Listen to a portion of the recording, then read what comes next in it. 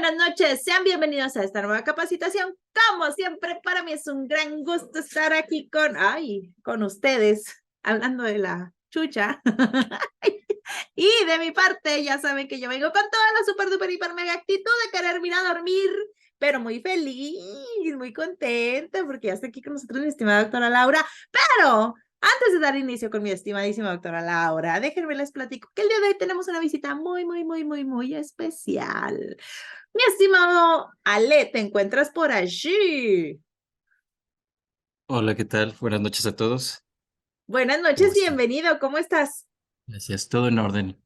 Muchas gracias por la invitación y de nuevo presentes en estos cursos, en estas charlas que son súper interesantes, aunque el horario a veces se muestra un poquito cansado, pero bueno, estamos al pie del cañón. Pisa siempre en este tipo de charlas que son súper interesantes para la actualización del médico.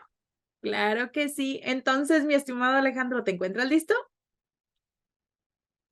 Perfecto. Comparto pantalla. Por favor, Ok, muy bien. bienvenido. Bueno, buenas noches a todos.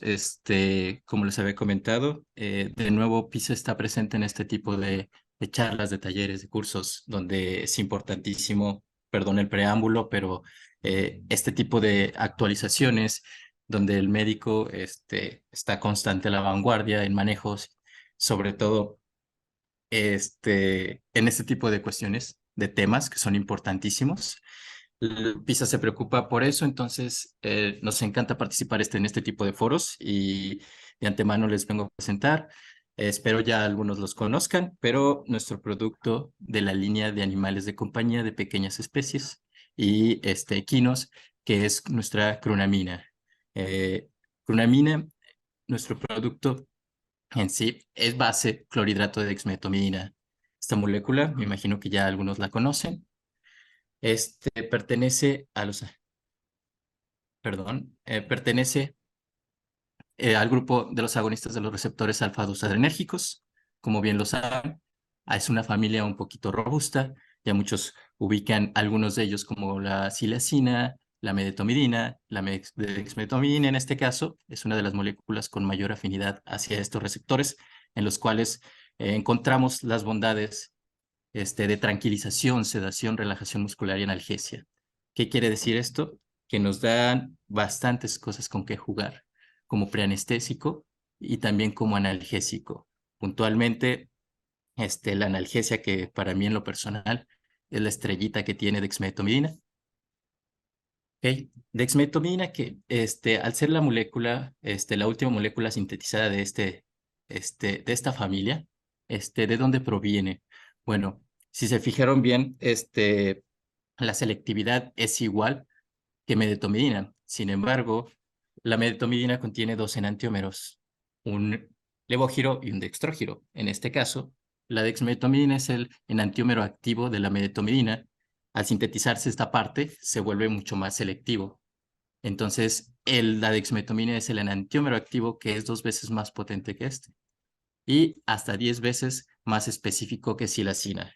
Partiendo de ahí, porque la gran mayoría, como bien lo sabemos, hemos utilizado por muchos años silacina, y ahorita es importantísimo considerar este tipo de moléculas eh, en nuestro uso diario, ya que aumenta mucho el margen de seguridad en tiempo y la analgesia la marca muchísimo más. Nuestra, nuestra clonamina, aparte en la parte de preanestesia, ya hay estudios que comprueban la disminución del uso de anestésicos, ya sea fijos o inhalados, que van desde un 40 hasta un 60% de porcentaje de disminución. Entonces, esto es importante porque al igual, aquí es donde impacta mucho el margen de seguridad y, claro está, los costos dentro de una cirugía. Nuestras dos presentaciones de clonamina contienen una de 500 microgramos por mililitro y una de 250 microgramos por mililitro. Estas presentaciones a que nos ayudan mucho a la dosificación, sobre todo en infusiones continuas o como preanestésico para un manejo prequirúrgico y el mantenimiento de la analgesia en dosificaciones más puntuales en animales pequeños. Bueno, ahora sí que fue una charla de presentación de nuestro producto dentro de la línea de animales de compañía. le cedo la palabra para que continúe la doctora.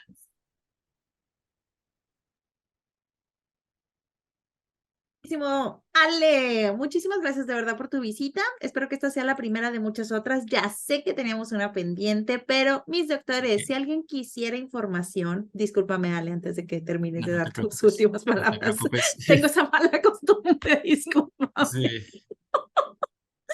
Pero si alguien quiere información, con todo gusto puedo hacerles llegar los contactos de Alex o de Emiliano y con muchísimo gusto ellos se van a poner en contacto o les pueden pasar el contacto de las personas que se encuentran más cercanas a ustedes. Mi estimado Ale, ¿vas a hacer algún comentario Excelente. final? Adelante. No, nada más agradecerles y pues aquí estamos presentes para cualquier duda es el área técnica, compartirles información o cualquier duda que necesiten, con mucho gusto. Por ahí me contaron, desmiénteme, que a Ujú. lo mejor les daban promoción. Aquí ya tenemos unos Ah, de ex-melovers, dicen. ahí el de las promociones puntualmente es el doctor Emiliano, Híjole, el híjole. que les puede decir las promociones ya más puntuales y también dependiendo la distribuidora con la que estén manejando, regularmente también manejan algunas promociones más allá de las que nos, del laboratorio. Excelente, Entonces, pero pues ya, metamos en problemas al doctor Emiliano. No se crea, doctor Emiliano, estoy jugando. Pues listísimo, pero con mucho ok, gusto. Si la respuesta es excelente. sí, encantadísimos de la vida, los esperamos. Muchas gracias, Alex. Esta es tu No por casa y te espero nada. muy pronto. Un abrazo. Buenas noches, un abrazo. Hasta pronto. Listo, ya mi doctora Sandra, ya te tengo ubicada. Ahora sí, damas y caballeros, mis estimados doctores, platíquenme quién anda por allí. Mi estimada doctora Laura, ya estás lista. Hola, sí, ¿qué tal? Buenas noches, ya estamos listos. Lo que le sigue de listísimas, yo lo sé. Es que a veces así nos dan los nervios, yo lo entiendo. Es Bueno, muy ahorita ya a raro estas hablar de alturas la del partido, ya no. No, Ya, ya. esta ya me la sé. Sí, así que, mi doctora Laura, algunas palabras antes de dar inicio. No, pues nada, muchísimas gracias por la oportunidad de estar aquí con ustedes. Espero también esta charla sea más que nada como una plática amena. Cualquier duda que tengan, pues con toda la confianza, si puedo responderla, con mucha confianza vamos a estarlo haciendo. Y pues también que sea de su agrado, que llegue a aportarles, sobre todo para que puedan ayudarles en su día a día un poquito. Así será, ya lo verás. Pues mis doctores, ahora sí están listísimos, porque mi doctora Laura ya está lista. Les voy a presentar. Ella es la doctora Laura Noriega, discúlpenme. Ella es médico veterinario, zootecnista y también es médico veterinario especialista en cirugía de pequeñas, de medicina y cirugía, perdón, Dios mío, menos mal que no me da vergüenza. Prometo que voy a cortar esto. Ella es especialista en medicina y cirugía de perros y gatos. Por favor, dame un segundito, una disculpita. Y su experiencia radica desde el 2000, ay, discúlpame, estás mucho más abajo, discúlpame, desde el 2017 a la fecha como médico residente y médico titular. Ha realizado distintas estancias rotatorias, así como en hospitales de referencia como el Hospital Veterinario de Pequeñas Especies de la UAM, el Hospital UNAM en Banfield, así como Estado Mayor Presidencial en Coordinación de Promoción Deportiva, Laboratorios y Diagnóstico Molecular en el Centro Universitario de Ciencias Biológicas y Agropecuarias en la Universidad de Guadalajara, también en el Parque Zoológico de León, Guanajuato, y ha realizado distintos diplomados y cursos, tanto presenciales como online. Así que mis doctores, yo creo que no pude haberme agarrado mejores manos. Les voy a dejar toda la experiencia de mi estimada doctora Laura. Mi estimada doctora Laura, si usted se encuentra lista para capacitación veterinaria, es un gusto y un honor que se encuentre aquí. Bienvenida. Muchas gracias, perfecto. Entonces, empiezo a compartirles pantalla. Ok, bueno, pues nuevamente muchísimas gracias a todos por estar aquí, por escuchar y pues espero, les digo, sea de su agrado. Entonces, esta plática pues la vamos a hacer principalmente hablando sobre ciertas indicaciones o ciertos manejos a tener en consideración en el paciente braquicefálico. Entonces, vamos a tomar algunos puntos importantes sobre qué es el síndrome braquicefálico, consideraciones, importante en ellos manejo de la vía aérea, una embarradita de ventilación mecánica, monitoreo anestésico, extubación, recuperación y algunas complicaciones. Bueno, entonces, damos inicio con comentándoles pues muy brevemente en qué consiste el síndrome braquicefálico. Tenemos que hay ciertos componentes para decir que un paciente tiene ya como tal este síndrome, ¿no? Principalmente es la conformación, que como veíamos en la diapositiva anterior, tienen una conformación anatómica muy particular. Y bueno, esto también es importante tenerlo en consideración porque pues hay un espacio muy acortado entre las estructuras, llegan a estar comprimidas como tal, entonces puede haber una falta de disminución, por ejemplo, afectaría directamente a los ojos, ¿no? Una disminución en el conducto lagrimal, entre muchas otras alteraciones más que vamos a platicar. La siguiente importante es la estenosis de las narinas. El paladar elongado, paladar blando, perdón, elongado, hipoplasia traqueal en algunos pacientes y ahorita vamos a tomar principalmente el tema de macroglosia. Bueno, sabemos estos pacientes en gran cantidad, o si no es que casi todos, llegan a tener una lengua muy grande, muy ancha, que al momento de estarnos recuperando puede generar o puede ser una obstrucción en la vía aérea. Entonces, eso hay que tenerlo en consideración también para el momento en que el paciente está despertando, lateralizarla, ¿no? Otro punto muy importante, pues bueno, es la eversión, perdón, de los sacos laringeos. En esta diapositiva les quiero explicar un poquito más a detalle sobre estos componentes principales, que bueno, empezamos primero con la hipoplasia traqueal, perdón. En la radiografía vemos un paciente que llegó con nosotros, bueno, es una breve historia, por bronconía por probable broncoaspiración, perdón, neumonía por broncoaspiración. Hicimos algunas medidas también dentro del tórax y podemos ver cómo existe una disminución de la luz de la tráquea en la tráquea cervical a comparación de la tráquea torácica. Importante también con la hipoplasia traqueal, pues bueno, les puse por acá del 40 al 50% de los pacientes braquicefálicos van a presentar esta disminución, ¿no? O esta disminución de tamaño principalmente. Entonces, hay algunas otras mediciones que también existen para realizar en estos pacientes y poder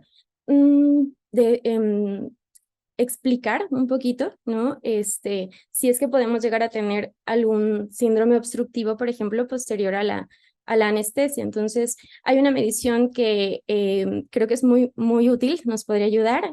Es más que nada como un coeficiente, perdón. Voy a salir tantito para que pueda utilizar el cursor porque no sé por qué, pero en mi laptop no se puede. Pero bueno, entonces el coeficiente nos dice principalmente que se va a tomar la medida del cuello, la medida del cuello y la medida de la entrada del tórax. Entonces, en base a estas dos medidas que vamos a tener, se va a hacer la diferencia del coeficiente y si es mayor a 0.71, quiere decir que el cuello es más grande que la entrada del tórax, por lo cual puede haber mayor dificultad al momento de recuperarnos, ¿no? El segundo punto, principalmente estamos hablando de, a su lado derecho, de la elongación del paladar blando. Entonces, hay una incidencia del 90 al 100%, esta sí es muy alta en los pacientes braquicefálicos. Entonces, hay que tener mucho en consideración y muy pendiente esta parte. Entonces, nos habla de una afección en la longitud de la epiglotis. Y esta longitud, si lo movemos a números, podría ser del 1 hasta 3 milímetros, ¿no? Entonces, eso también va a depender de la severidad de la elongación del paladar que vamos a tener. Entonces, ¿qué pasa con esta elongación? Pues bueno, en cada inspiración que hace el paciente, llega a obstruir la zona de la glotis. Entonces, escuchamos nosotros esa turbulencia de aire y por eso vienen los ronquidos muy audibles, ¿no? En estos pacientitos. Y también en esa misma imagen me gustaría explicarles sobre la eversión de los sáculos laringeos. Entonces, se platica que por estas anormalidades que hay en vías respiratorias, pues bueno, se generan alteraciones al momento de inspirar. Entonces, los pacientes necesitan o hacen un esfuerzo inspiratorio mucho mayor a comparación de los pacientes, bueno, que no tienen un tórax ancho y que no tienen sobre todo el síndrome braquicefálico. Entonces, esta misma fuerza que necesitan ellos para contraer o para expandir el tórax, hace que llegue a presentarse en la laringe, que es más o menos por esta zona, lleguemos a presentarnos como ciertas protuberancias, como ciertas bolitas, vaya que salen, y justo eso es a lo que le llamamos la eversión de los sáculos laringeos. Y bueno, también tenemos por acá que hablamos sobre la estenosis de las narinas. Entonces, en pacientes braquicefálicos nos reportan una incidencia del 60 al 80%, que pues también es bastante considerable. Hay scores como tal que van muy encaminados, por ejemplo, por raza, para poder identificar, ¿no?, qué tan grave es la estenosis de las narinas. Sabemos que pues existe esta cirugía correctiva que nos ayuda. Bueno, realmente no voy a tocar tanto el tema sobre procedimientos quirúrgicos, pero creo que sí es algo muy importante a tener en consideración porque la rinoplastia pues puede mejorar el flujo del aire y esto también, como les decía hace ratito, ayuda a que disminuya el esfuerzo inspiratorio como tal. Muy bien. Y bueno, entonces hablamos ahorita sobre alteraciones primarias, ¿ok? O los componentes primarios. Sin embargo, sabemos también que todas estas alteraciones nos llevan a alteraciones secundarias. Entonces, pobres chaparritos, pero desafortunadamente llevan muchos problemas más.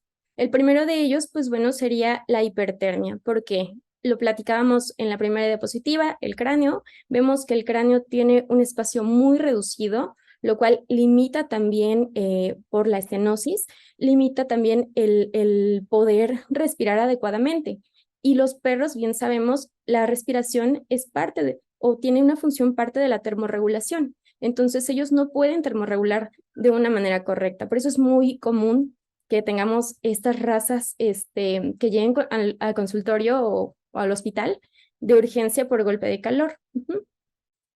Bueno, también tenemos este punto muy importante acá, la maloclusión dental, igual con formación del cráneo. La maloclusión pues puede, ¿cómo se dice? Puede derivarnos, perdón, problemas digestivos también. Principalmente mucho dolor al momento, dolor crónico pues por una mala mordida inclusive. Y hablando pues de digestión, definitivamente desde una mala mordida empieza la digestión, ¿vale? También tenemos que son pacientes que están muy predispuestos a lesiones oculares. ¿Por qué? Pues porque el globo ocular está mucho más expuesto, porque podemos llegar a, sobre todo hablando de anestesia, pues que cuando traccionamos la cara o el cirujano de repente tiene que hacer algún movimiento, al momento de traccionar, pues bueno, exponemos todavía más ese globo ocular.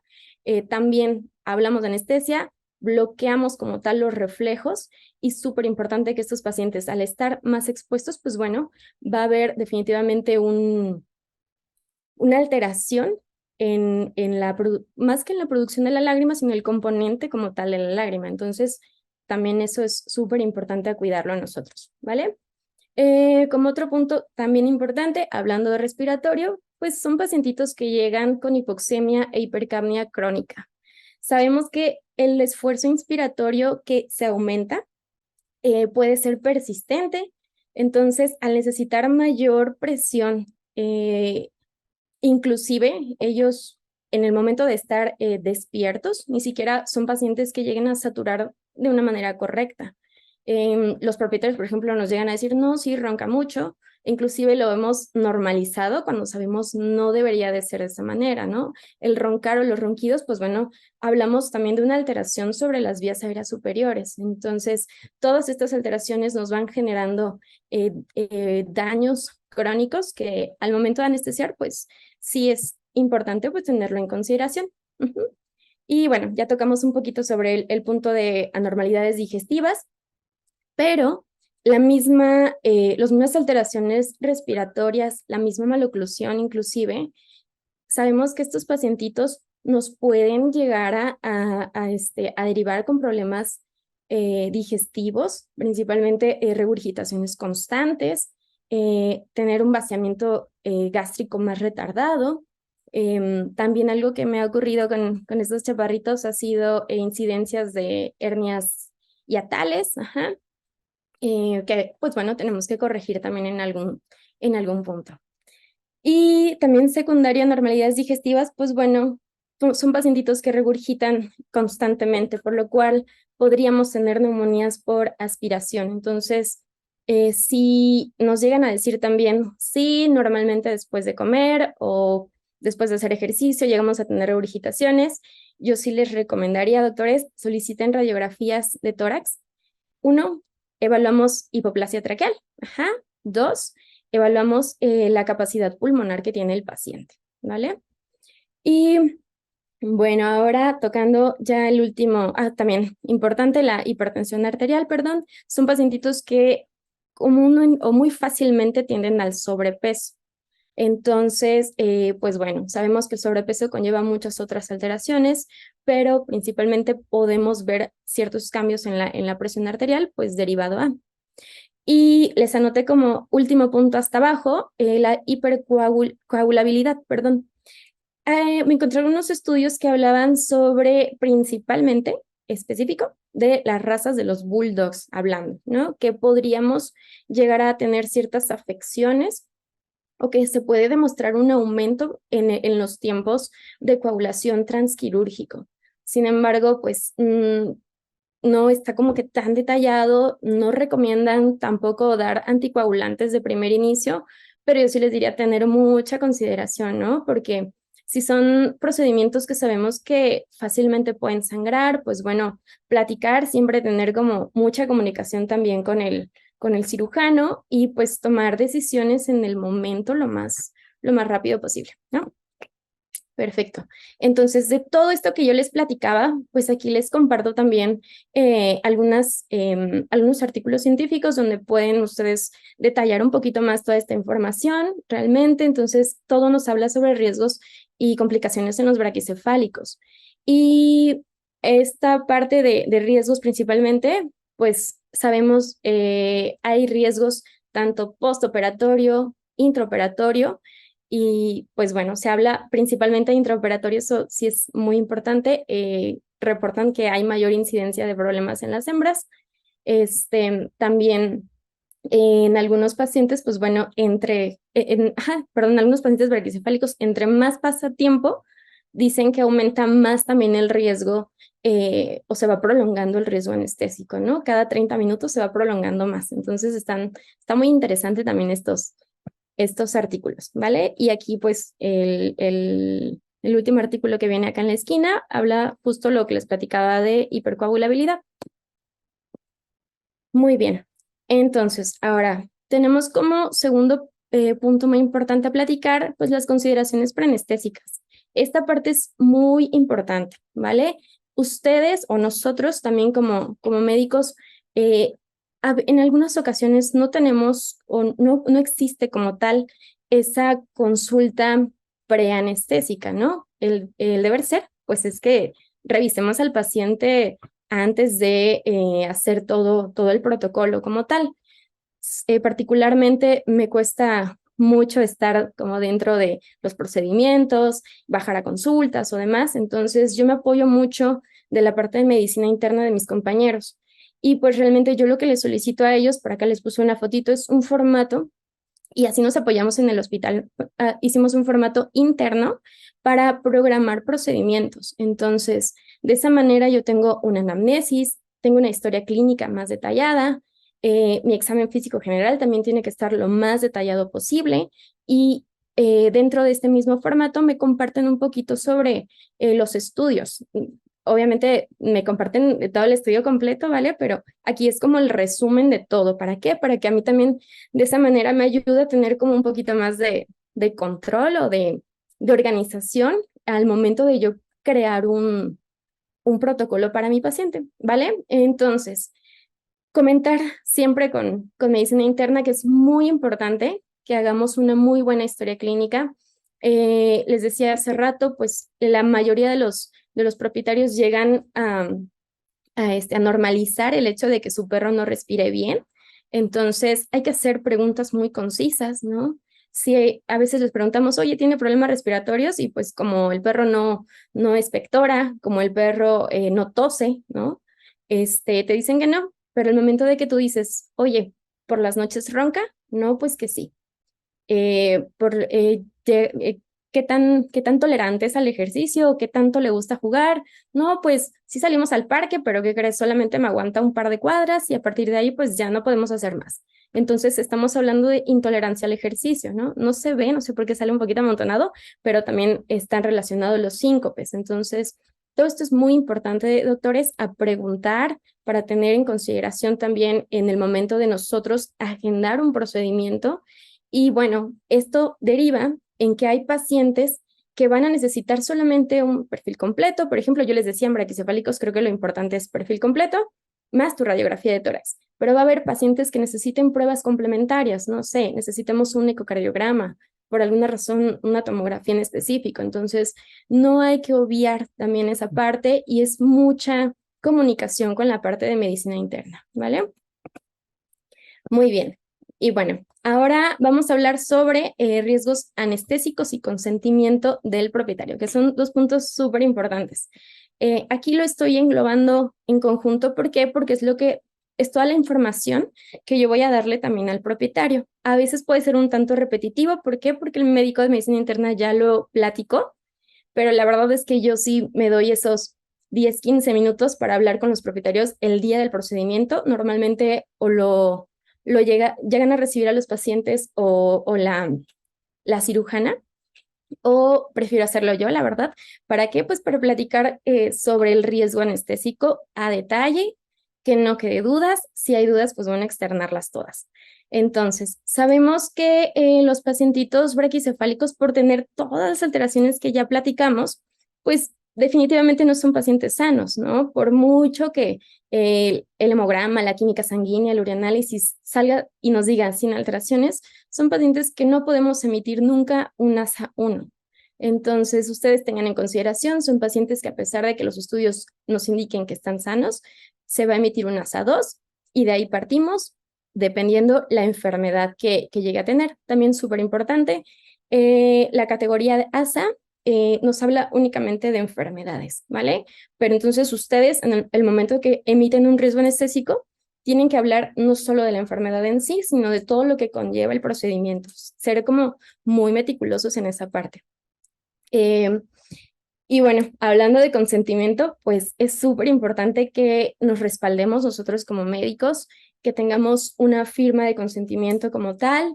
Eso de verdad nos asegura muchísimo, nos da mucha tranquilidad y sobre todo que al momento de nosotros platicar todo esto, yo lo he vivido particularmente, he tenido o hemos tenido complicaciones tal vez no, bueno, son vidas, ¿no?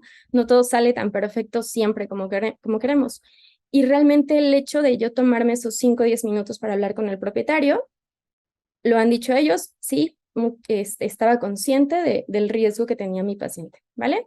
Entonces eso es súper importante, doctores, para que nunca lo olvidemos. Bueno, y ahora enfocándonos un poquito sobre también las indicaciones preanestésicas. Eso es un punto muy importante, hablando principalmente del ayuno. La verdad es que lo que yo normalmente llego a utilizar en mis pacientes o a manejar es un tiempo de 6 a 8 horas de ayuno.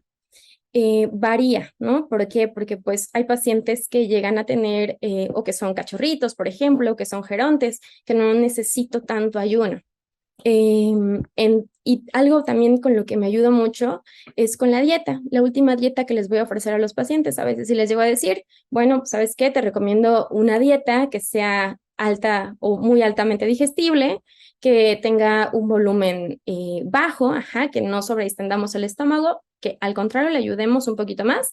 Y pues bueno, recomendamos ya sea dietas gastrointestinales, perdón, o dietas hipoalergénicas. Sin embargo, me ha pasado, de verdad, y justo en paciente braquicefálico, hicimos el cambio a dieta blanda, las mismas croquetas, la misma marca, nos fue fatal. Entonces, ¿ahí qué pasa? Tuvimos diarreas, tuvimos vómitos. De ahí, segunda ocasión, dijimos, bueno, tal vez vamos a darle el beneficio de la duda, ¿no? Hacemos lo mismo y nuevamente vuelve a tener problemas mi pacientita. ¿Y qué pasa? Era una paciente que necesitábamos hacer un ayuno un poquito más largo, ¿vale? Entonces, ahora sí, vamos a hablar sobre los ayunos prolongados. Entonces, les digo, a mí normalmente me gusta manejar ese tiempo. Hay estudios, de hecho, incluso que te dicen que te recomiendan un ayuno mayor a 12 horas. Sin embargo, yo particularmente no lo recomiendo. Creo que hay más problemas. Aumenta la probabilidad de regurgitación, de reflujo, aumenta la acidez estomacal. Sin embargo, pues bueno, les decía anteriormente, son pacientitos que llegan a tener un vaciamiento gástrico más lento. Y hay cirugías o hay procedimientos específicos que sí necesitan de un ayuno prolongado. Me ha tocado hacer panendoscopías, endoscopías, cirugías gástricas. Les platicaba también sobre hernia hiatal. Entonces, son pacientes que requiero tener el estómago lo más vacío posible. ¿Y qué pasa con ellos? Pues bueno, entonces ahí sí yo lo que intentaría hacer es principalmente mandar medicamentos para que me ayuden a contrarrestar un poquito todas esas alteraciones que llegamos a mandar regularmente, pues bueno, de menos gastroprazol, bueno, omeprazol, perdón, 1 miligramo por kilogramo al día, de menos unos 3 días previos. Metoclopramida sí lo llegamos a mandar, solo que la verdad es que no me encanta, ¿por qué? Pues por las diarreas que de repente llega a generarse, entonces tener mucho en consideración esa parte. Igual se pueden un par de días antes. También se puede utilizar citrato de maropitant, sí, un par de días antes. Sin embargo, el día del procedimiento es recomendable que no se administre antes de la anestesia como tal, porque puede llegar a repercutir un poquito o un tanto en la presión arterial sanguínea. Entonces, de menos 2 horas antes de la anestesia no es recomendable administrarlo. Sinceramente, yo sí lo utilizo, pero lo utilizo postquirúrgico. Me ayuda mucho para controlar la salivación post-intubación. Y bueno, también tenemos la dexametasona, que a dosis bajas está muy recomendada, sobre todo en pacientes braquicefálicos. Como previo, nos ayuda a, pues sí, disminuye de cierta manera esa inflamación a nivel de vías respiratorias altas. Entonces, creo que sería una muy buena recomendación para ustedes principalmente.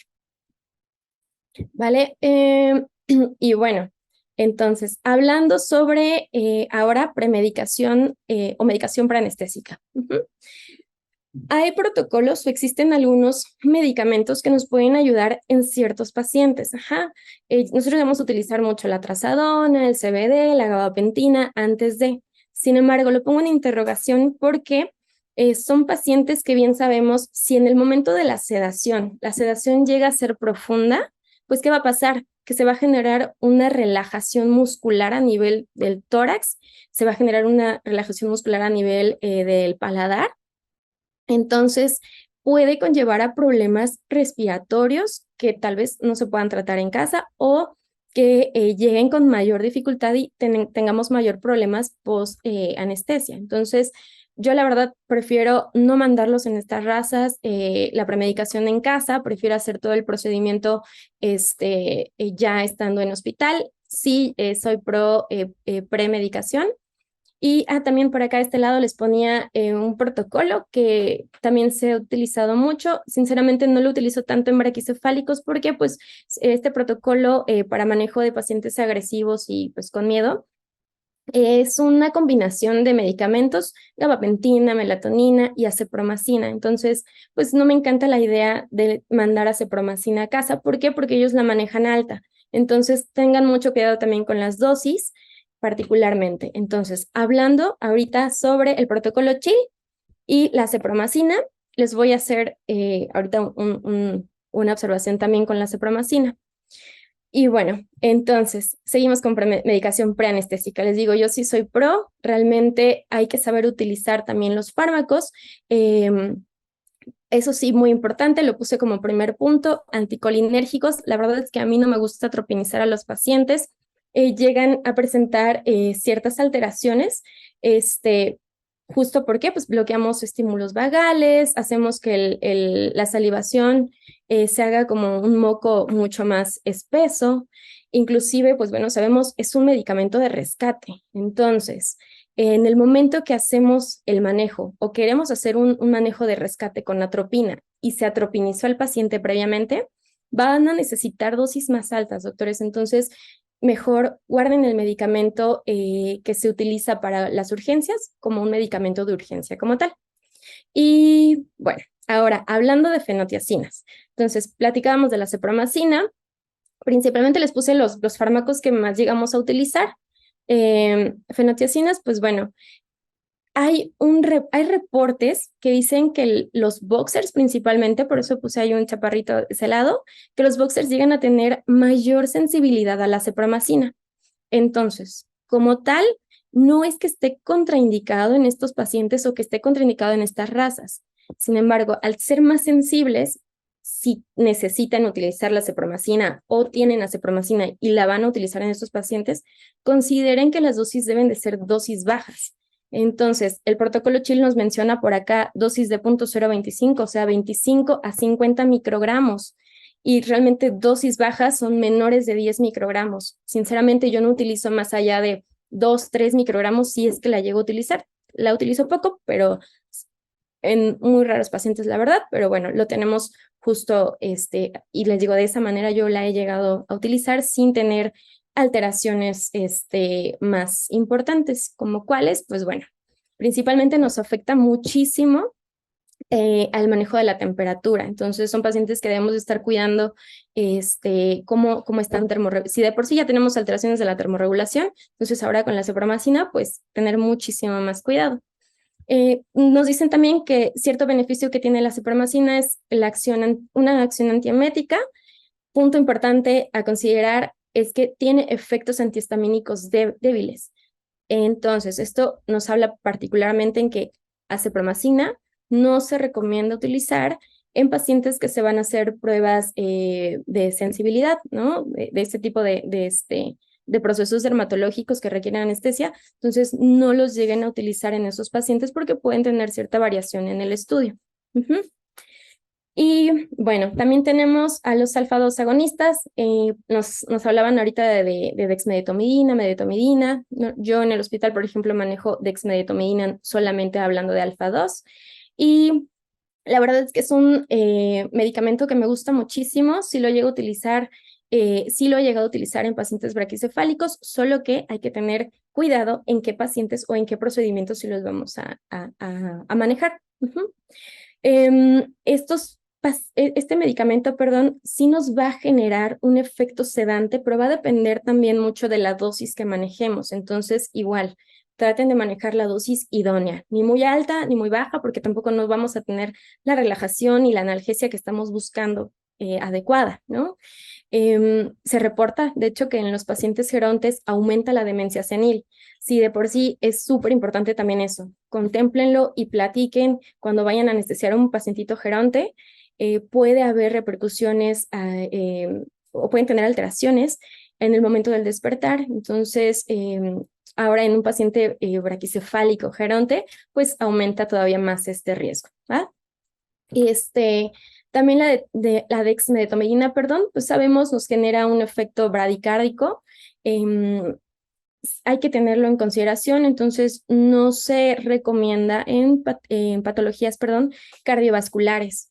Y tener también muy presente que los alfa-2 nos pueden inducir el vómito, entonces hay riesgo también de broncoaspiración. No es que no se pueda usar, sino hay que saberlo utilizar. Y también tenemos a los antagonistas NMDA, que principalmente, les digo, yo utilizo la ketamina. La verdad es que me gusta muchísimo y sí la llego a manejar en pacientes braquicefálicos. También procuro usar dosis adecuadas, 0.5 miligramos aproximadamente. Me ayuda mucho a dar ese soporte al corazón, aumenta la resistencia vascular sistémica. Por lo cual, pues, en pacientes y de hecho también, ¿no? Me ayuda a manejar o a controlar que no caigamos en una depresión respiratoria tan severa. Pues también me gusta muchísimo utilizar la ketamina en conjunto con el propofol, hacer una mezcla de ketofol. Me ha ayudado bastante bien en algunos pacientes. Sinceramente, sí se lo recomiendo. Solo tener en consideración dosis altas pueden generarnos cialorrea. Y bueno, lo pongo por acá muy importante, mejora la bradicardia. Entonces, en conjunto con la dexmedetomidina hacemos un buen equipo. ¿Por qué? Porque mejora la parte que la dexmedetomidina me va a estar afectando, por así decirlo, ¿no? Y importante tener en consideración, si van a utilizar ketamina en pacientes neonatos o pacientes, bueno, sí, chiquitos, jóvenes, hay que tener mucho cuidado. ¿Por qué? Porque estos pacientes jóvenes no llegan a tener o no tienen, perdón, bien desarrollado como tal la parte del sistema nervioso central. Entonces, la ketamina genera una gran depresión del sistema nervioso central. Entonces, en ellos vamos a tener una excitación todavía mucho mayor, ¿vale? Mucho, mucho cuidado. Y puse en otros 2 puntos importantes, benzodiazepinas, pues bueno, tenemos el midazolam, tenemos el diazepam. La verdad es que no los utilizo tan seguido porque no me encanta ese efecto excitatorio que tiene, sobre todo en los gatos. Pues me ha tocado rasguños, desafortunadamente, por utilizar benzodiazepinas, y la verdad es que no se los recomiendo. Al menos no utilizarlos solos. Sí los llego a utilizar, por ejemplo, y de hecho, bueno, les puedo comentar de un caso también que tuve un bulldogcito me parece que tenía 2 mesecitos de vida. Utilicé una combinación de benzodiazepinas con opioides para su sedación. Necesitábamos hacer una corrección de una caudectomía que estaba teniendo ahí una lesión o una infección, perdón, del sitio. Entonces necesitábamos hacer una sedación para poder corregir o hacer un desbride quirúrgico correcto, y sinceramente me funciona muy bien, pero les digo, benzodiazepinas solitas no, o sea, sí en combinación. Y pues sobre todo que yo procuro, por ejemplo, primero aplicar el opioide, y ya cuando tengo una relajación, unos minutitos, siempre voy en contrarreloj, o la ketamina. Ya cuando tengo una relajación importante, pues bueno, administro mi benzodiazepina y me ha funcionado bastante bien de esa manera. Bueno, y también sabemos esto de las benzodiazepinas. ¿Por qué? Pues porque realmente no funciona como funciona en nosotros, ¿no? En los perros, en los gatos, la corteza cerebral como tal no está tan desarrollada como la nuestra. Entonces, por eso en ellos se ve muchísimo este estado excitatorio como tal, ¿no? Y por último, y muy importante, están los opioides, ¿no? Tenemos opioides como el fentanilo, tenemos opioides como la buprenorfina, el tramadol y el butorfanol. Los opioides sí me gusta utilizarlos, algunos, durante el procedimiento o después del procedimiento. Por ejemplo, manejamos el butorfanol, manejo el butorfanol. Me gusta mucho, sí, como potente, pues es un potente sedante, ¿no? Entonces, nos brinda parte de esa sedación, solo que no nos brinda analgesia, tómenlo en consideración, ¿vale? Y es un medicamento que es de acción corto. Entonces, lo he utilizado ¿para qué? Tomas de muestras, por ejemplo, para un procedimiento, perdón, de urgencia, hablando particularmente de las razas braquicefálicas. Pues bueno, tenemos también pues síndromes obstructivos. Entonces, en algunos pacientes, vamos a hablarlo un poquito más adelante, pero requerimos de una traqueostomía. Sí he llegado a utilizar el butorfanol en compañía, por ejemplo, de un bolito muy pequeñito de acepromacina. Me da una relajación suficiente, tal vez, para los pacientes en urgencia, en manejo de urgencia, ¿vale? Y pues les hablaba también el tramadol. La verdad es que el tramadol yo casi no lo llego a utilizar, o no lo utilizo realmente para dolor transquirúrgico ni postquirúrgico. Y tenemos también el fentanilo, que me gusta muchísimo utilizarlo, solo que bueno, ahorita como estamos en México, el tema legal pues está muy complicado. La verdad es que es ya casi imposible conseguirlo, pero fue una muy buena época del fentanilo. Da muy buen soporte analgésico. Igual son periodos cortitos, pero también me ayudaba mucho para procedimientos cortos, inclusive, o manejaba infusiones continuas durante el transquirúrgico y me funcionaba bastante bien. Utilizaba también combinación, perdón, podría ser fentanilo, lidocaína. Les va bastante, bastante bien a los pacientes. Y por último, la buprenorfina, que realmente sí la utilizamos mucho. También hay que tener en consideración, los opioides generan depresión del sistema respiratorio y cardiovascular. Entonces, tomen en consideración qué frecuencia tiene previo siempre la administración de los fármacos, y pues siempre, siempre mucha vigilancia a todos los pacientes, ¿vale? Y bueno, ahora también hablando principalmente sobre premedicaciones, tenemos algunos estudios que nos hablan sobre la nebulización con adrenalina. Sinceramente, es un fármaco que nos ayuda muchísimo.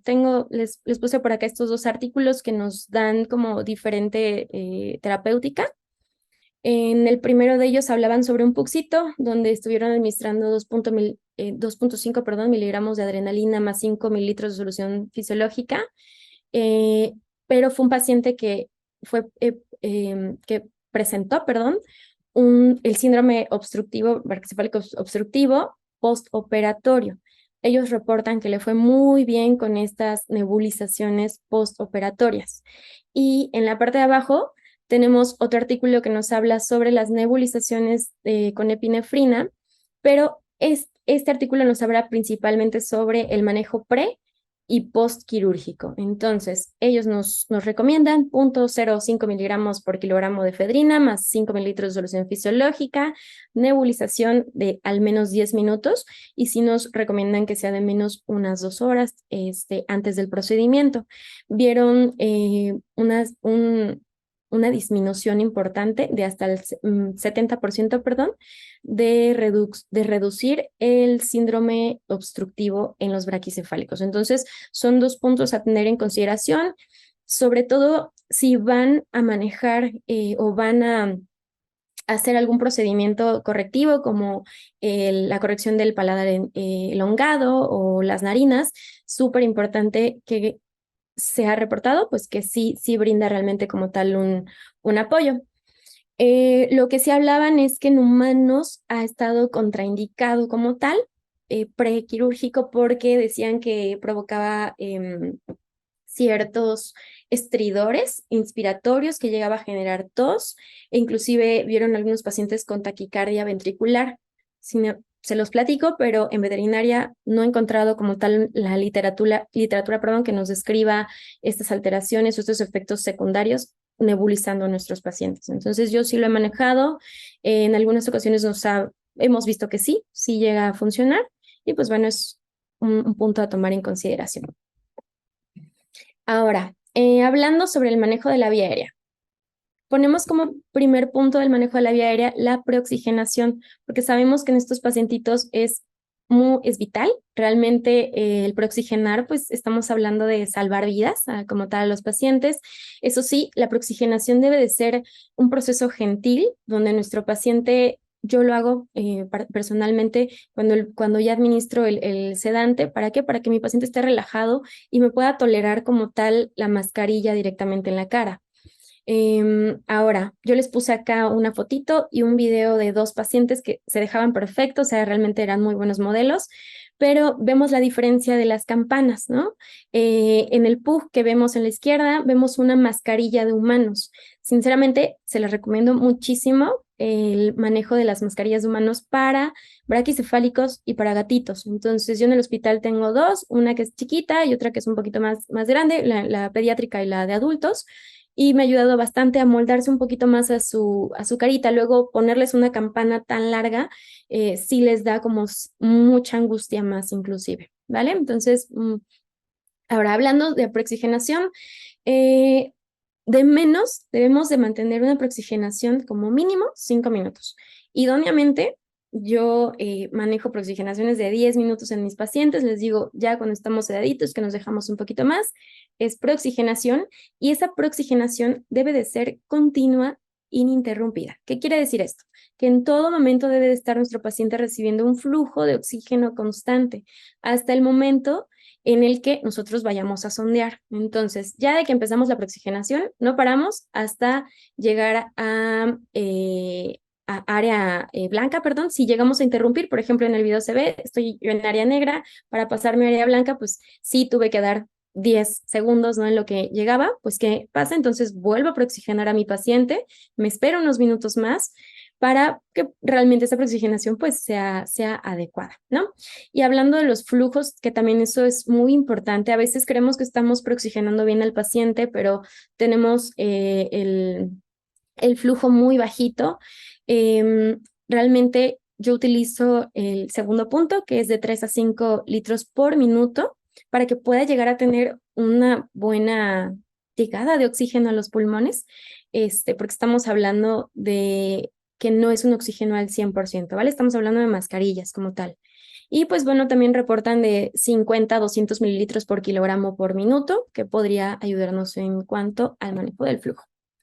Ok, bueno, y ahora hablando de la inducción. Entonces, cuando nosotros vamos a hacer la inducción, es súper importante que todo nuestro material ya esté listo, ¿vale? No podemos estar en ese momento buscando dónde está la sonda, ya no le quedó, o laringoscopio, no tengo laringoscopio, o híjoles, con qué amarro la boca o demás. Entonces, todo debe de estar bien ordenado, por así decirlo, bien identificado el material, ¿no? Otra cosa que no sale en la fotografía, pero puedo llegar a utilizar en algunos pacientes, y también hablando sobre todo de braquicefálicos, pues que hablamos de problemas o alteraciones como tal en el paladar, una guía, ¿no? Entonces, en la parte derecha, bueno, es mi derecha, está una sonda que adentro se ve como un ganchito. Entonces, esas guías nos ayudan a entrar solamente con la puntita, a entrar y de ahí deslizar como tal el tubo. Entonces es una gran ayuda. Particularmente no tengo ese ganchito, pero yo lo que utilizo son sondas urinarias rígidas. Entonces, para mí una sonda urinaria rígida me ayuda muchísimo en gatos, por ejemplo, que son luego también difíciles de intubar. Y bueno, si hablamos de gatos braquicefálicos, pues ni se diga, con mucha mayor recomendación utilizar siempre una guía que nos ayude y que pues no tengamos mayor retraso en el momento de sondeo. Y pues hay diferentes diámetros de las sondas urinarias rígidas, son unas largotas, más o menos como este tamaño. Hay diferentes diámetros, les digo, entonces podemos elegir el diámetro que quepa perfecto en la sonda. No tenemos que introducir la sonda urinaria como tal, no, solamente es la punta, es una guía y listo, ¿vale? Eso hablando particularmente de las sondas. Ahora, importante.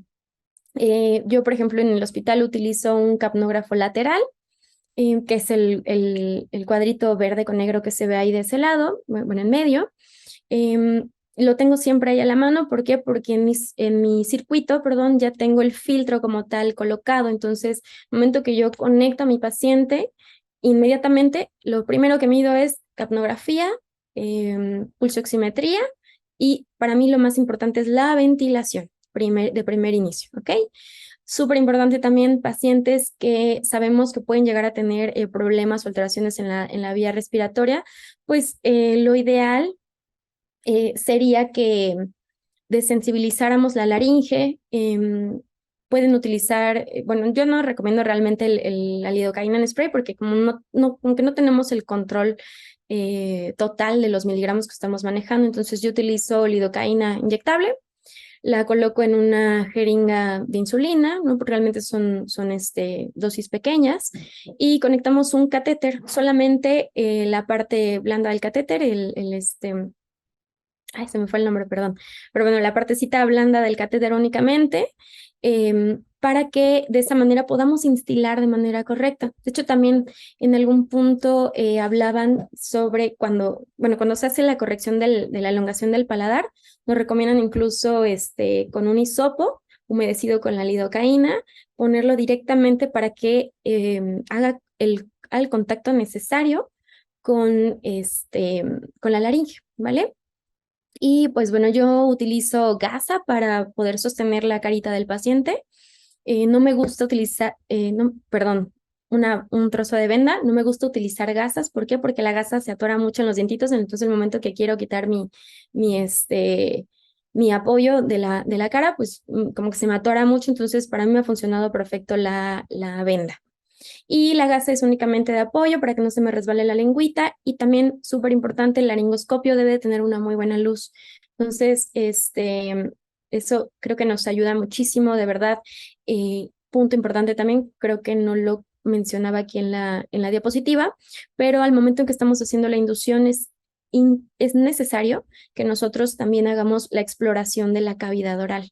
Entonces, tener una buena iluminación nos va a permitir ver si realmente hay esa versión de los óculos laríngeos, si hay otras alteraciones. Me ha pasado que al momento de estar sondeando, no sé, un gato, que, no sé, le vamos a poner una sonda esofágica, pues nos damos cuenta que realmente tiene una estomatitis importante. ¿Por qué? Pues porque era un gato que no se dejaba abrir la boca, ¿no? Entonces, parte importante al momento de la inducción es, sí, me interesa poner la sonda, pero también me interesa saber cómo está mi paciente, ¿vale? Y pues también al ladito de las sondas está una jeringa. Esa jeringuita es un dispositivo.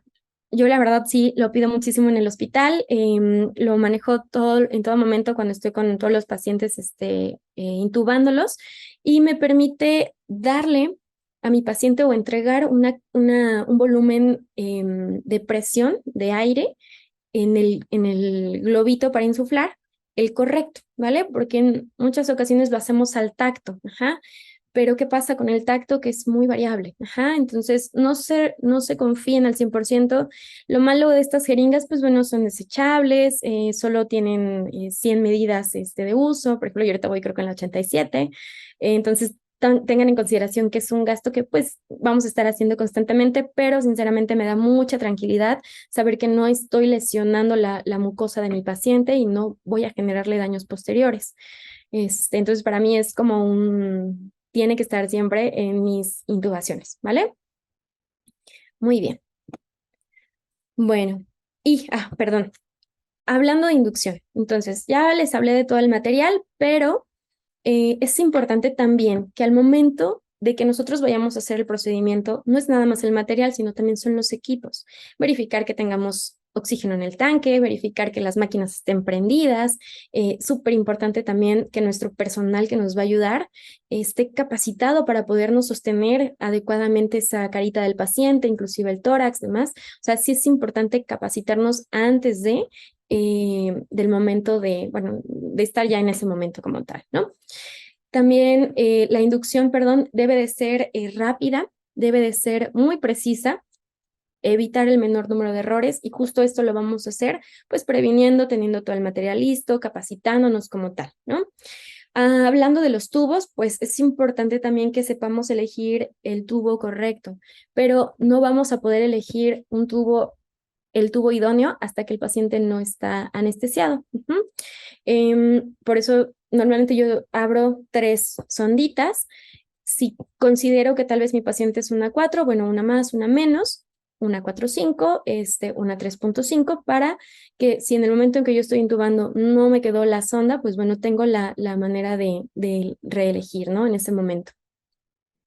Y pues bueno, básicamente creo que eso era toda mi diapositiva. Perfecto.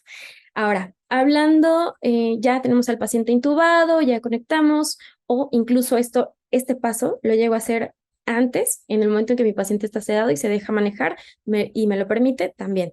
Entonces, es la protección ocular. Hablamos que estos pacientes llegan a tener alteraciones, ¿no? Que el ojito está más expuesto, a eso le llamamos exoftalmos, ¿no? Que la fisura palpebral, perdón, es mucho mayor, que hay problemas de crecimiento de los pelos, distiquiasis, aumento de la epífora, o inclusive disminución de la misma producción de lágrima, ¿vale? Entonces, eso ténganlo en consideración.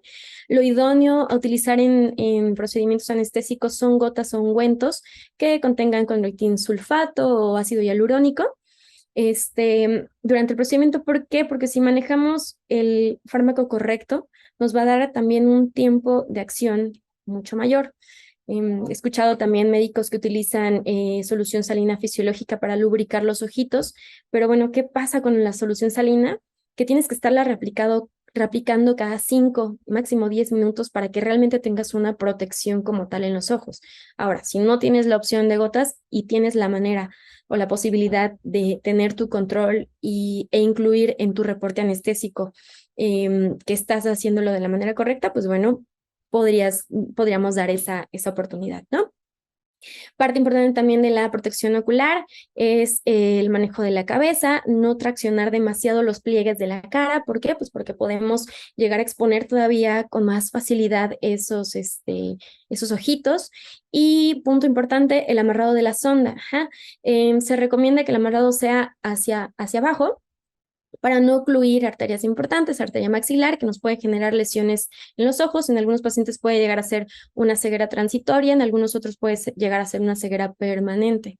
Entonces, yo lo que normalmente utilizo, vengo utilizando con mis pacientes, es el amarrado de la sonda hacia atrás de la cabecita, siempre y cuando no abra demasiado la boca, porque a veces cuando la pongo hacia abajo, siento que tengo como que más facilidad de que se me caiga y sobre todo en braquicefálicos pues tenemos una mandíbula muy cortita, no es tan fácil, ¿no? Entonces, amarrado atrás, hacia atrás de la cabeza, nunca hacia arriba, hacia atrás de la cabeza y de esa manera procurar también cuidar que la boca no quede muy abierta, sobre todo en los gatitos. Es muy fácil que dejemos la boca abierta y también el traccionar la boca muy o abrir la boca mucho puede generarnos la ceguera que les decía, transitoria o permanente, inclusive.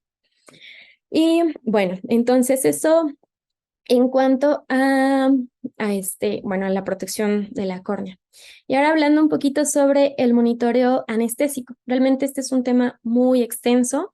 Yo lo que les quiero comentar principalmente es que necesitamos un monitoreo anestésico básico, que al menos tengamos electrocardiograma, capnografía, temperatura, pulso oximetría y presión arterial. De menos, esos 5 puntos son muy importantes a estar monitorizando a nuestros pacientes. Sí es importante también que nuestro equipo sea lo más confiable posible para que pues trabajemos, ¿no?, en conjunto y sobre todo personalmente, la verdad es que nunca me confío de las máquinas, no es que me quede en todo momento auscultando con la sonda esofágica, pero sí conecto sonda esofágica, está el estetoscopio esofágico, siempre lo tengo en todos los pacientes, pero me gusta corroborar, ¿no? Inicialmente que coincida realmente la frecuencia que yo estoy escuchando con lo que me marca mi monitor y con lo que estoy viendo en trazo eléctrico también, ¿vale? Capnografía, les decía, súper importante. Realmente esto sí se vuelve un básico junto con la pulsioximetría. No es mejor uno que otro, la verdad es que es en conjunto. Pero sí es muy importante que todos podamos tener capnógrafo. Hay capnógrafos centrales, como el que vemos aquí en la pantalla. Prefiero personalmente el capnógrafo central. Sí puede llegar a ser un poco más sensible, pero me ha pasado que, por ejemplo, con mi capnógrafo lateral, si yo lo conecto cuando están haciendo manipulación en la boca, pues definitivamente no voy a tener una lectura, o no voy a tener acceso a esa lectura tan fácilmente, ¿no? Por eso la capnografía central es lo idóneo. Entonces, en estos pacientes no puede faltar capnografía y pulsioximetría.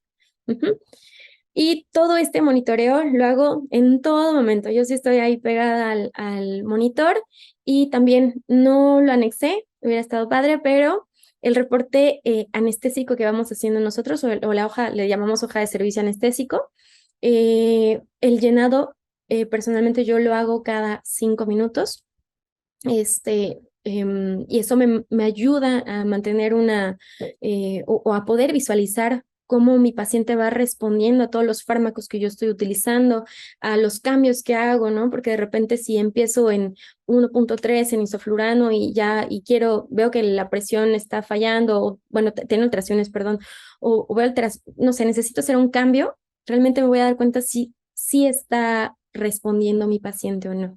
También súper importante, en el monitoreo anestésico es muy importante, muy, muy importante que hablemos y que tengamos esa comunicación directa con el cirujano. Que nos digan, me está sangrando mucho, se me fue el vaso, ¿no? Que en todo, o sea, que tengamos esa comunicación. ¿Por qué? Porque yo ya me voy a esperar cambios hemodinámicos en el paciente que inclusive yo puedo prever, ¿no? Hasta cierto punto.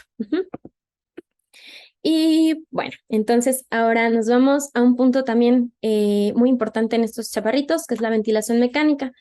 Realmente no puedo indagar tanto en la ventilación porque es un tema muy extenso como tal, pero creo que es un paso muy importante. Si vamos a anestesiar a un paciente braquicefálico, pues bueno, tener las bases para poderlo anestesiar correctamente y poder utilizar un ventilador mecánico si es que mi paciente lo requiere, ¿ok?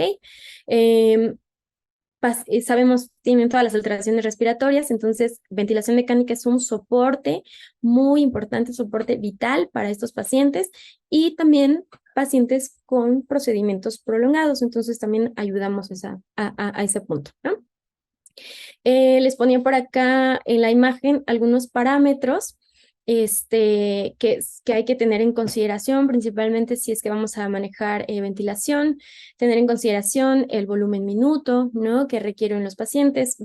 Vamos a manejar, bueno, yo manejo volúmenes o me baso en volúmenes de 100, 300 por kilogramo, volumen tidal o volumen corriente.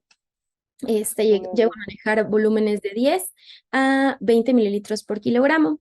También una relación inspiración-expiración de 1 a 2, 1 a 2,5, 1 a 3, más o menos. La presión pico máximo, 20 centímetros de agua. La frecuencia respiratoria, bueno, eso va a variar también dependiendo de lo que yo vaya viendo, cómo va respondiendo mi paciente, pero pueden manejar desde frecuencias de mi inicio, perdón, es aproximadamente en 12 respiraciones por minuto y de ahí voy viendo cómo vamos respondiendo y si llego a necesitar subir esa frecuencia, máximo, nunca he llegado a tal frecuencia, pero si se requiere, pues bueno, máximo 30 respiraciones por minuto, ¿vale? Y esto les digo va de la mano con principalmente la capnografía. Ok. Bueno, entonces, ahora, hablando un poquito sobre la recuperación anestésica. En estos chaparritos, pues lo más importante a manejar es la extubación. En la extubación, tengan mucho cuidado, el paciente debe de estar lo más despierto posible. Como ven ahorita en el video, tienen una alta tolerancia a la sonda, por lo cual el paciente, vamos a extubar al paciente solo cuando hay reflejos presentes, hablando reflejo palpebral, reflejo deglutorio, que el paciente ya esté en ventilación espontánea definitivamente, que sostenga una postura correcta, también muy importante. Ahora, cuando mi paciente no sostiene la postura correcta, yo lo que hago también es ayudarles un poquito. Por ejemplo, aquí en este video se ve, este puxito tiene debajo de su cuello unas almohadillas que me van a ayudar a sostener el cuellito, ¿no? Mantenerlo en alto y poder ayudarle a que tenga un mayor flujo de oxígeno. Pero bueno, tenemos también la sonda y también que nos obstruya. Hablábamos de inicio la lengua, importante, hay que desplazarla lateral para que no nos vaya a estar estorbando, no nos genera una obstrucción como tal, y también tener a la mano siempre oxígeno, mascarilla. Por ejemplo, yo a los pacientes les quito el oxígeno. Les llevo a quitar el oxígeno hasta que veo que su capnografía y su pulsioximetría se mantienen, ¿no? Entonces, si veo alteraciones, pues definitivamente, por mucho que ya quiera despertar a mi paciente, pues no lo retiramos para nada, ¿vale? Y pues vemos esta tolerancia, este paciente ya empieza o ya tiene ese movimiento de la lengua, ya empieza a tener el reflejo del glutorio presente, entonces ya es momento de tal vez considerar el retiro de la sonda. Sin embargo, a mí sí me gusta que estén más despiertos, pero también tengan en cuenta que puede existir, no me ha pasado afortunadamente, pero puede existir el problema de que lleguen a morder la sonda, entonces tengan cuidado también, no se vayan a pasar de tiempo, ¿vale? Muy bien. Y bueno, ahora hablando sobre el manejo del dolor postquirúrgico. El manejo como tal en estos pacientes y pues en todos nuestros pacientes realmente debe de ser un manejo multimodal. Yo les recomiendo principalmente si vamos a manejar una infusión continua que no sea solo ese único manejo, sino que sea un coadyuvante. Podemos utilizar opioides, la dipirona también llega a tener cierto efecto analgésico, también muy bueno. Importante también los bloqueos, entonces hablando particularmente los bloqueos, hay que tener cuidado también en estas razas. ¿Por qué? Porque si hablamos de bloqueos de la cara o de la cabeza, hay que tener en consideración pues las conformaciones anatómicas, ¿no?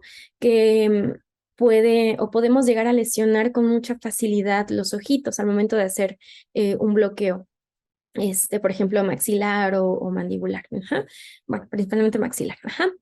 Y bueno, ahora hablando de cómo vamos a monitorizar ese manejo del dolor, pues hay múltiples escalas. Realmente ahorita yo les incluí o les quise comentar aquí algunas.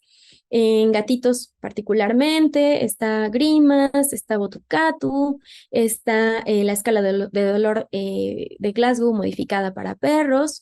Y pues bueno, tenemos varias escalas que nos van a ayudar dependiendo también el procedimiento principalmente al que nos estamos enfrentando, ¿no?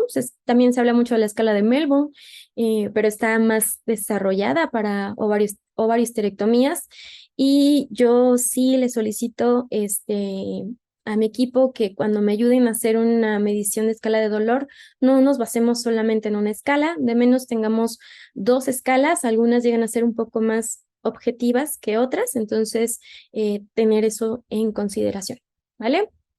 Y bueno, ahora también como últimos puntos, vamos a hablar de complicaciones. Ya les di varios puntos sobre síndrome obstructivo, perdón, de las vías aéreas superiores. Cuando llegamos a tener pacientes que empiezan como con esta esta alteración, ¿no? Que vemos inflamación, ¿no? Que empezamos a tener angustia respiratoria, ¿no?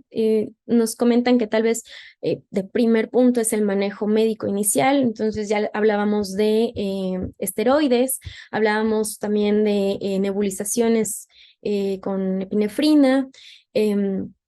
Si esto no funciona, doctores, hay que estar preparados, hay que tener el material en el hospital también y valorar si es necesario realizar una traqueostomía de urgencia. Entonces, ténganlo en consideración para que también en el momento que ustedes estén hablando de riesgos anestésicos, si es un paciente que se va a hacer un manejo en el paladar, por ejemplo, pues existe ese riesgo de que al momento de regresar del proceso, o a las horas postquirúrgicas podamos llegar a desarrollar síndrome obstructivo. Entonces, requeramos traqueostomía de urgencia, ¿vale? Para eso se necesita una sedación leve, ya les platiqué yo sobre el protocolo que podríamos llegar a utilizar, hay otros fármacos también, pero, y también la traqueostomía, déjenlo en claro, no es un procedimiento que nos va a corregir al 100% el problema, ¿no? Podemos tener muchas alteraciones más, principalmente enfisemas, que los tubitos, es muy común que se lleguen a ocluir, entonces ya sea que tengamos que cambiar el tubo o que estar haciendo las limpiezas, las extracciones del moco, porque también son pacientes que generan mucho moco muy espeso. Y pues bueno, todo esto es súper importante que lo vayamos dejando en claro con el propietario, ¿vale? Y pues también ya hablábamos anteriormente, complicaciones, neumonías por aspiración. Se han reportado que en estos pacientes hay una probabilidad, o aumenta su probabilidad, mejor dicho, de 3.1% a presentar regurgitaciones. Podríamos llegar a despertar con disfonías, que la recuperación sea muy prolongada, que también lleguemos a tener hipotensiones. Y también nos comenta la literatura, desafortunadamente en los pacientes braquicefálicos, pues sí hay una incidencia de muerte 4 veces mayor que en los pacientes que no son braquicefálicos. Entonces, no quiere decir que se arregla y sobre todo, si ya sabemos que estos pacientes tienen tantas alteraciones y podemos tener tantas complicaciones, la manera de reducir este porcentaje es que nosotros pues estemos capacitados, que estemos preparados, sobre todo en el momento de que requiera urgencia, ¿vale? Y pues como último punto, solo para dejarlo como muy bien claro, son pacientes que si en algún momento requerimos masaje cardíaco, estamos en parada respiratoria cardíaca subsecuente o pueden venir ambas, el tórax o la conformación del tórax de nuestro paciente no nos va a permitir hacer una compresión cardíaca si es que no los ponemos en decúbito dorsal.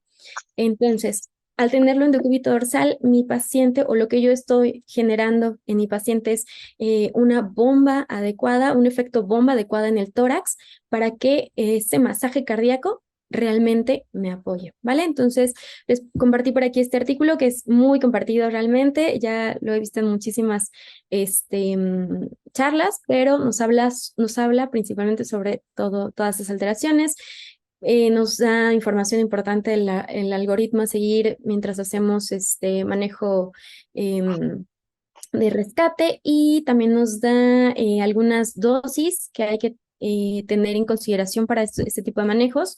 Si no bien aprendernos todos las dosis, pues de menos tener una tabla que nos acerque. Esta tablita me ayuda, me gusta muchísimo, nosotros la tenemos ahí a la vista en nuestro lugar de manejo de urgencias, porque pues nos habla o nos da como un promedio como tal en cuanto a peso, por ejemplo, y ya nada más utilizar, no sé, necesito no sé, atropina, ¿no? Y mi paciente pesa 5 kilogramos. En lugar de estar haciendo ya la cuenta, pues bueno, si la podemos tener un poquito más rápido, pues también tenerla visible, ¿vale?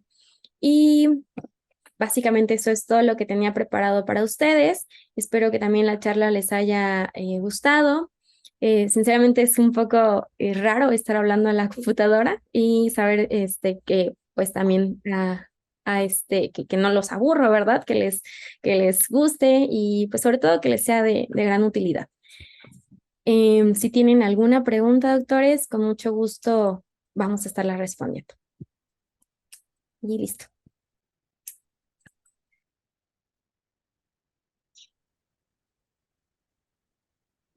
Doctor, a ver si nos puede ayudar a compartir los links de los artículos para poder revisarlos y mandárselos a los doctores como quiera.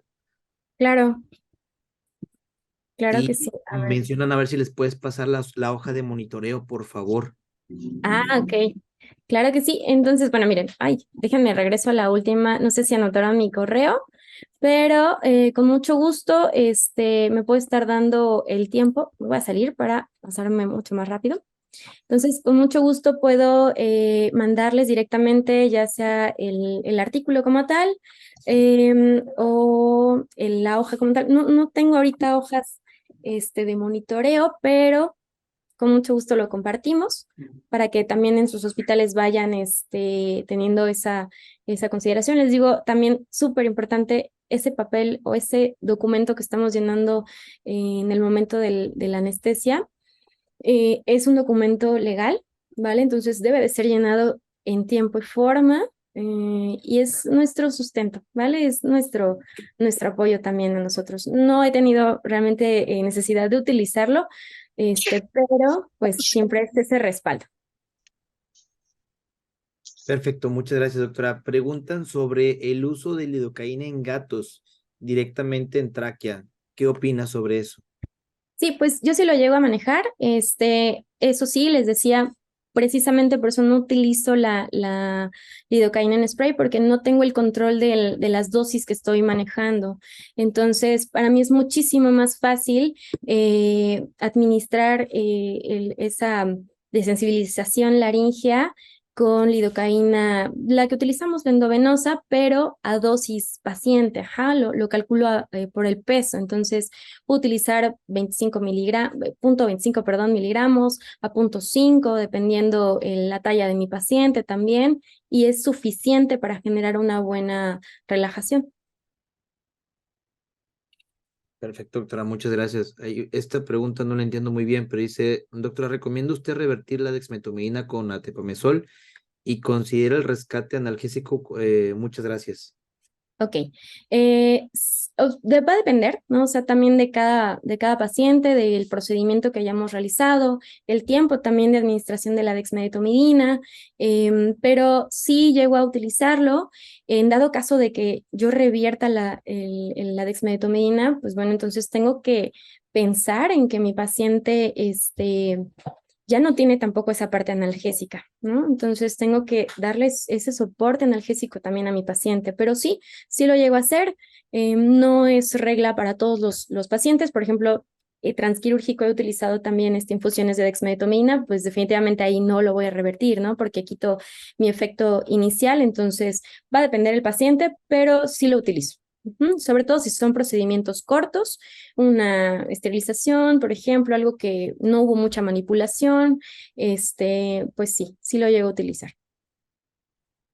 Perfecto, doctora. ¿Qué flujos y si recomiendas la parte de la preoxigenación antes de entrar a cirugía y por cuánto tiempo podría recomendarlo? Claro, claro, y ese fue un punto muy importante que tomamos, fue una diapositiva completa. Sí, definitivamente preoxigenación en todos los pacientes, no nada más braquicefálicos, en absolutamente todos. Es necesario el tiempo, o el tiempo mínimo, vaya, 5 minutos, pero yo la verdad es que nunca he manejado 5 minutos, siempre de menos vamos 10 minutitos y de ahí partimos, pero sí, preoxigenen a todos los pacientes. El flujo, pues bueno, les decía, yo utilizo un flujo de 3 a 5 litros por minuto, es un flujo alto para que pueda llegar a dar esa oxigenación correcta. Pero sí, sí, oxigenen a todos. Y pues les decía, punto importante, las mascarillas. Y punto importante también, que mi paciente se deje preoxigenar, ¿no? Si voy a estar luchando con mi paciente y tienes que preoxigenarte, ¿no? Y el paciente todo estresado, pues definitivamente eso no va a funcionar. Entonces debemos de utilizar el tiempo correcto para esta preoxigenación. Gracias, doctora. Preguntan que si has usado infusiones de paracetamol. Ok, no las he utilizado, sin embargo, pues sí están reportadas que llegan a generar muy buen efecto analgésico principalmente. Los hemos utilizado lo que más comúnmente llego a utilizarlo es para como antipirético, pacientes que no responden, pero no de primera elección. Digo, podríamos empezar a utilizarlo tal vez para ver la respuesta que van teniendo los pacientes. No tengo como tal esa experiencia con el paracetamol. Perfecto, doctora. Una pregunta más. En el caso de cualquier procedimiento quirúrgico que se vaya a realizar, no importa si es de corto tiempo o de largo tiempo, independientemente si es un paciente braquicéfalo o delicéfalo, como sea, Ajá. ¿recomendarías en todo momento intubar al paciente o no se recomendaría? Hay gente que dice, no, Claro. hacemos más rápido la cirugía que de lo que tardas en entubarlo. Claro, pues mira, la verdad es que ahí sí está un tanto controversial el tema. La verdad es que en la mayoría de los pacientes yo procuro sí intubar, o si no es que en todos los pacientes intubar, porque eh, sí, son tal vez 2, 3 minutos que le quita el cirujano o que vamos a requerir para poder intubar a un paciente. No es tanto, ¿no? Pero sí es un tiempo extra. Pero a mí me da un mayor pues grado de seguridad, ¿sí? En cuanto a la vía de mi paciente, ¿no? Porque no nada más no nada más administro anestésicos, perdón, inhalatorios, sino es oxígeno. Entonces, si sabemos que son pacientes que van a tener o que son muy propensos a la dificultad respiratoria, pues sí. Ahora, sí les digo, es controversial, no es que se arregla, porque también me han tocado, pacientes que les platicaba, ¿no? De un pequeñito, un bulldog muy jovencito, 2 mesecitos. Pues sí, dije, bueno, realmente no necesito ni una anestesia tan profunda como tal. Entonces me dicen, solo voy a limpiar aquí y coloco un par de puntos y listo. Pues entonces ahí sí, ¿no? Valoro y veo si realmente mi paciente lo requiere o no lo requiere, pero eso sí, pues no dejo en ningún momento de estar monitorizando, solo que pues si no intubo a mi paciente, no tengo la capnografía desafortunadamente, porque tiene que ir conectado sí o sí al tubo endotraqueal o al circuito. Perfecto, doctora. En ocasiones nos tocan pacientes muy pequeños de tamaño y a veces los tubos que vienen de 2.5 de 2 no traen globo. Ajá. Entonces, ahí a lo mejor, ¿qué podríamos hacer para ayudarnos un poco más? ¿Valdría la pena? Bueno, aparte de conseguir el tubo con globo, ¿cómo podemos monitorear en un momento dado? ¿Se podría monitorear la capnografía o no? La ventilación, ¿cómo sería? ¿Qué recomendarías? Ya, sí, miren, realmente el que tenga o no como tal el globito para insuflar no me va a variar tanto o no me va a variar en nada en la medición de la capnografía. Entonces, por ese lado, no se preocupen, se conecta directamente a la sonda. Entonces, aquí, por ejemplo, el mío, que es tiene un filtro que se conecta aquí directamente. Entonces, no necesito nada del globo. Ajá. Este, ay, perdón, eran como que varias preguntas, ¿no? Se me olvidó un poquito. ¿Me la puedes repetir? Sí. En el caso de que, por ejemplo, en pacientes muy pequeños, muchas de las ocasiones, Ya, perdón, que se puede salir la sonda o hago algo más para fijarla, ¿no? así es. Sí, es muy fácil que pues se pueda llegar a salir, por eso es importante que estemos cuidando muchísimo esa sondita, cómo están manipulando, de repente me ha tocado decir, no le muevas tanto la cabeza o no seas tan brusco, ¿no? Porque pues está la sonda de por medio y yo procuro siempre pedir sondas con globo, pero desafortunadamente la 2 no la encontramos con globito, entonces me han tocado pocos pacientitos anestesiar, hablando particularmente de braquicefálicos que requieran sonda 2.0, no. Sin embargo, por ejemplo, en gatitos muy chiquititos, sí me ha tocado utilizarlas, pero bueno, yo estoy en todo momento ahí pegada, cuidando mi sonda, la amarro muy bien, ¿no? Les decía, hay que pues, tener esa consideración para que nuestra sondita no se salga tan fácil, ¿no? El globo nos ayuda, sí, pero nosotros también la podemos fijar. Entonces yo les decía, yo utilizo una gasa, entonces ya con la gasa yo lo que hago es hacer un nudito, justo sobre la sonda, ya una vez que ya está intubado a mi paciente, y ya de ahí lo amarro directamente a la cabecita. Entonces lo llevo a amarrar, principalmente les decía, hacia atrás de la cabeza o hacia abajo, nunca hacia arriba. Y donde sí podríamos llegar a tener repercusiones del globito o no tener una buena presión es, por ejemplo, la ventilación mecánica. Pero también el ventilador mecánico en muchas ocasiones no llega al volumen, a un volumen tan pequeñito de pacientes que requieran una sonda del número 2, por ejemplo. Entonces, no he sufrido esa parte como tal. Ok. Muy bien, doctora. En algunas charlas mencionan lo ideal es lubricar el tubo endotraqueal. ¿Qué opinas sobre eso? Sí, definitivamente eso nos ayuda muchísimo. Yo sí lo llego a utilizar, a realizar, solo que hay lubricantes estériles específicos para hacer eso. Yo no cuento con ellos, pero sí pues llego a utilizar lubricantes a base de agua que me permitan deslizar con un poquito más de facilidad esa sonda. Inclusive lo que hago también, les decía, la guía, les llego a poner también a la guía un poquito, la sonda esofágica también la llego a lubricar. Si meto también termómetro esofágico, pues también lo lubrico. ¿Para qué? Para que yo no lesione tanto a mi paciente. Pero sí se los llego a recomendar. Les digo, no tengo yo el lubricante estéril, pero sí lo lubrico. Yay, muchísimas gracias, mi doc. Pues Súper. listísimo. Esta es tu casa, mi doctora. Te voy a Muchas esperar para una gracias. próxima invitación. Espero que estemos coincidiendo en tiempos, formas y todo. Claro que sí. Muchísimas gracias, de verdad. Claro que sí. Pues Muy listo, bien. chicos. Nada más antes de irnos, les recuerdo. No les recuerdo, apenas les voy a platicar. Lo que pasa es que le mandé mensajito a Emilio. Y me dice nuestro querido y estimado Emilio que sí tenemos una súper, duper, hiper, mega promoción para todos ustedes, que es del 20% de descuento sobre precio médico con distribuidores directos sobre el producto de Tronamina B. Así que les voy a mandar el contacto de mi estimado doctor Emilio para que si alguien quiere contactarlo, solicitar el producto y que le den el seguimiento correspondiente, con mucho gusto los va a estar atendiendo. Mi estimada doctora Laura, esta es tu casa. Te espero muy pronto. Te mando un Gracias. abrazo. Bye, Muchas bye. gracias nuevamente. Que tengan bonita noche. Bye.